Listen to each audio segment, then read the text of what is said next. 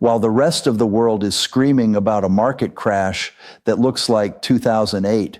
With panic on the trading floor and red arrows on every screen, Charles Koch is preparing for something far more sinister and much harder to detect: the silent crash. This isn't the kind of financial disaster that makes the evening news because it doesn't happen overnight. It happens to your purchasing power, your savings, and your future every single hour while you sleep. And the man who controls the second largest private company in the United States is quietly moving billions of dollars to get out of the way. If you are watching the stock market to tell you if the economy is healthy, you are looking at a broken thermometer, and Charles Koch knows it. He isn't moving his money into the hype stocks that everyone on social media is talking about. He is moving it into the invisible infrastructure of the world, the things that you literally cannot live without, because he knows that when the silent crash wipes out the fake wealth of the last decade, the only thing left standing will be the tangible, physical reality of resources. And right now, you are likely positioned on the wrong side of this trade. To understand why Charles Koch is making these moves, you have to understand that he sees the economy through the lens of physics and thermodynamics, not through the lens of a Wall Street banker. He runs Koch Industries based on a philosophy called market-based management, or MBM, which dictates that you must face reality exactly as it is, not as you wish it to be. The reality he sees right now is a fundamental disconnection between the price of assets and the value of assets. The silent crash creates a scenario where the stock market might actually go up in nominal terms, the numbers get bigger, but the amount of stuff you can buy with those profits gets smaller. This is the nightmare scenario of stagflation and currency debasement. While the average investor is celebrating a 10% gain in their portfolio, Charles Koch looks at the cost of energy, raw materials, and labor, sees that they went up 15%, and realizes that the investor actually lost money. He is moving his billions into assets that have pricing power, meaning companies that can raise their prices when inflation hits without losing customers, because that is the only shield against the silent theft of your wealth. This massive reallocation of capital is driven by Koch's obsession with creative destruction. He believes that the economy is a living ecosystem that needs to burn down the dead wood to let new trees grow. For the last 15 years, the Federal Reserve has prevented the forest fire. They have kept interest rates artificially low, allowing zombie companies, businesses that don't make a profit and only survive by borrowing cheap money, to stay alive. Koch is betting that the fire is finally coming. The silent crash will be the suffocation of these zombie companies as the cost of capital rises. He is pulling his money out of speculative tech ventures that have no path to profitability and pouring it into businesses that generate massive free cash flow today. He isn't interested in a story about what a company might do in 2030. He wants to know what it is producing in 2024. If you are holding stocks in companies that promise to change the world but haven't made a dollar of profit, Charles Koch is effectively betting against you. The specific sectors where Koch is hunting are telling. He is doubling down on energy, but not just oil and gas. He is looking at the entire energy value chain, from batteries to fertilizers to refining. He understands a basic truth that the digital economy ignores. You cannot have AI, you cannot have the cloud, and you cannot have the metaverse without massive amounts of electricity and raw materials. The silent crash is going to expose the energy shortage. While politicians talk about a smooth transition to green energy, Koch deals in the math of BTUs and gigawatts. He knows the transition will be messy, expensive, and resource intensive. By owning the pipelines, the refineries, and the chemical plants, he effectively owns the toll roads of the economy. Every time you buy a product, a tiny fraction of that money flows back to Wichita, Kansas. He is positioning himself to tax the physical activity of the United States. Another area where the billions are moving is into what Koch calls capabilities. This is a crucial concept for your own life. He doesn't just buy businesses, he buys capabilities that can be applied across different industries. For example, Koch Industries is a master of logistics and supply chain management. They know how to move heavy things around the world cheaper than anyone else. In a world of deglobalization, where supply chains are breaking and countries are putting up tariffs, the ability to navigate that chaos is worth more than gold. He is investing in technology that optimizes these physical flows.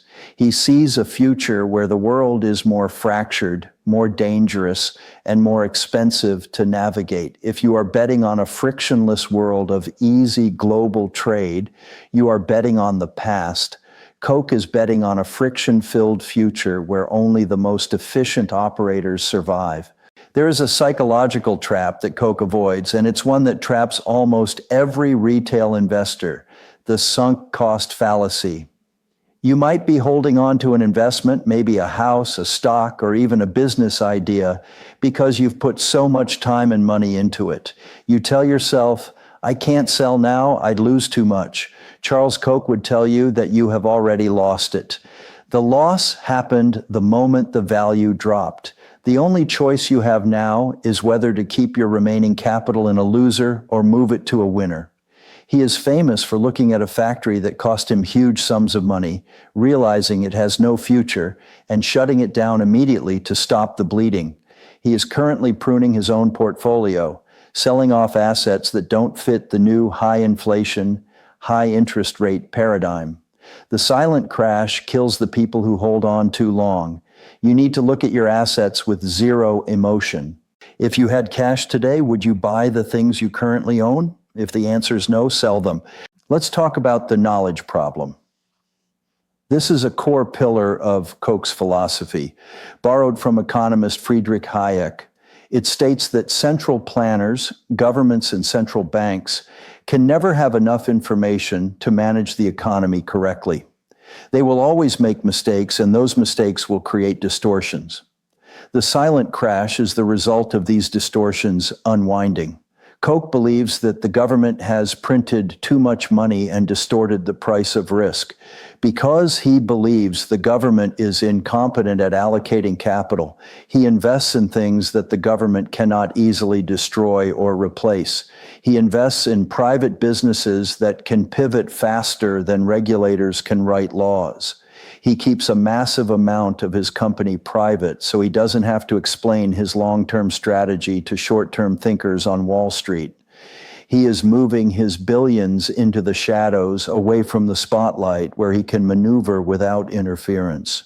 The warning here is also about the cronyism bubble. Koch has spent decades fighting against corporate welfare, ironically often fighting against subsidies that would benefit his own industry because he believes it makes companies weak. He sees a massive crash coming for industries that are entirely dependent on government favors. If a business only exists because the government gives it a tax break or a grant, it is not a real business. It is a parasite. When the government runs out of money, and with the national debt where it is, that time is approaching, those subsidies will vanish and those businesses will collapse instantly. Koch is moving his capital into principled entrepreneurship, businesses that create value for customers who willingly pay for it. He is avoiding the sectors that are artificially propped up by political agendas. You need to check your portfolio. Do you own companies that are successful because they are good or because they are politically connected? This brings us to the concept of opportunity cost. Every dollar Koch leaves in a dying asset is a dollar that isn't growing in a thriving one. He is aggressive about liquidity. He keeps a fortress balance sheet with billions in cash equivalents so that when the silent crash gets loud, when other companies start going bankrupt, he can step in and buy their assets for pennies on the dollar. This is the ultimate predator move. While everyone else is leveraged to the hilt, trying to squeeze out an extra % of yield, Koch is sitting on dry powder waiting for the blood in the streets. He knows that in a liquidity crisis, cash is not trash. Cash is the king that allows you to buy the kingdom. You need to ask yourself, if the market tanked 50% tomorrow, do you have the cash to buy the dip, or would you be forced to sell at the bottom to pay your bills? The silent crash is also a crash of trust. Koch operates on a high trust model. He believes that in a low trust society, everything becomes more expensive because you need lawyers, contracts, and insurance for everything. As society becomes more polarized and trust erodes, the value of a high trust network skyrockets. Koch is effectively moving his billions into a network of partners and employees who share his values. He is closing the circle. He is doing less business with entities he cannot control or trust, and more business with those he can. This is a defensive move. He is building a citadel. For you, this means you need to audit your relationships. In a tough economy, a bad business partner or an unreliable boss can ruin you. Align yourself with people who have high integrity, because when the silent crash puts pressure on everyone, the people with low integrity will cheat you to save themselves. Charles Koch's approach to risk is often potential misunderstood. He doesn't avoid risk. He manages it through experimental discovery. He is constantly making small bets to test the waters. Right now, he is likely testing new technologies in AI, biotech, and new materials with small amounts of capital. He watches them closely. If they work, he scales them up massively. If they fail, he kills them cheap. This is how he stays ahead of the curve without betting the whole company. The silent crash will wipe out the people who are all in on one unproven idea. Koch diversifies his experiments but concentrates his big bets on proven winners. You should be doing the same. Experiment with 5% of your money, but keep the 95% in things that have a track record of surviving hell. There is a fascinating element of time horizon in his strategy. Charles Koch is 88 years old, yet he invests with a longer time horizon than a 20-year-old day trader. He thinks in quarter centuries. He is moving his billions into assets that will be valuable in 2050. He is planting trees he will never sit under. This gives him a massive advantage because he doesn't care about next month's volatility. The silent crash is a short-term phenomenon that destroys short-term thinkers. By looking past the crash, he can buy assets that are temporarily depressed but fundamentally sound. He is buying the dip on the American industrial base while everyone else is buying the top on the digital consumer base. He is betting that we will always need to build things, move things, and power things. One of the most critical places he is moving his attention is the labor market, specifically the talent bench. Koch believes that the scarcest resource isn't oil, it's competent people. He is aggressively hiring and retaining people who have the virtuous cycle mindset, people who are self-driven, innovative, and principled. He knows that during a crash, the quality of your team determines if you sink or swim. He is moving capital into human resources, paying top dollar for the best operators, because he knows that one great employee is worth 50 mediocre ones. In the silent crash, the mediocre employees are the first to be laid off. The indispensable ones get raises. You need to make sure you are indispensable. You need to be a profit center for your employer, not a cost center. The Republic of Science is how he runs his empire, and it dictates that you must constantly challenge your own beliefs. Koch is moving his billions away from the consensus. When everyone says buy bonds, he looks at the math and sees that bonds are losing value to inflation, so he avoids them. When everyone says fossil fuels are dead, he looks at the global demand charts and sees they are growing, so he buys them. He is a contrarian, not for the sake of being difficult, but because the crowd is usually wrong at the turning points. The crowd is currently ignoring the silent crash. They are complacent. Koch is moving to safety before the crowd wakes up. By the time the average person realizes what is happening, the exits will be clogged. Let's look at the stewardship aspect. Koch views his wealth not as a personal toy, but as a tool for societal progress. This sounds lofty, but it has a practical application. It means he doesn't waste money on flash. You won't see Koch Industries wasting billions on a Super Bowl ad or a vanity project. Every dollar is expected to work. In a crashing economy, efficiency is the only metric that matters. He is stripping the fat off his organization. He is demanding higher productivity. He is moving resources away from nice-to-have departments and into must-have production lines. If you run a business or a household, you need to do a brutal audit of your expenses. Cut the fat now, while you still have a choice rather than later when you are forced to. The silent crash is ultimately a crash of fake value. It is the popping of the everything bubble. Koch's genius is that he never really participated in the bubble to begin with. He stayed in the boring, dirty, difficult industries that actually make the world run. Now that the bubble is leaking air, his solid foundation looks more attractive than ever. He is moving his billions to reinforce this foundation. He is buying land. He is buying mineral rights. He is buying patents on essential chemical processes. He is buying the bedrock of the economy. He is telling us through his actions that the digital party is over and the physical hangover has begun. We must also consider the spontaneous order of the market. Koch trusts the market to eventually correct every imbalance. He knows the current imbalance, too much debt, too much money printing, cannot last forever. His moves are a preparation for the correction. When the correction comes, asset prices will reset. Real estate might crash, stocks might crash. But the assets Koch owns, the productive capacity to make essential goods, will hold their value relative to the dollar.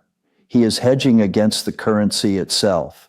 He is betting that the dollar will lose value faster than his factories will lose value.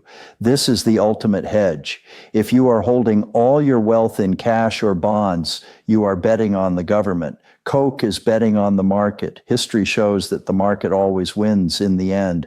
There is a sense of urgency in his recent moves. The sheer scale of the reorganization within his empire suggests he thinks the timeline is short. He is consolidating power, simplifying structures, and hoarding liquidity. This is not the behavior of a man who thinks the good times will roll forever. This is the behavior of a captain batting down the hatches before a hurricane. The hurricane is the silent crash.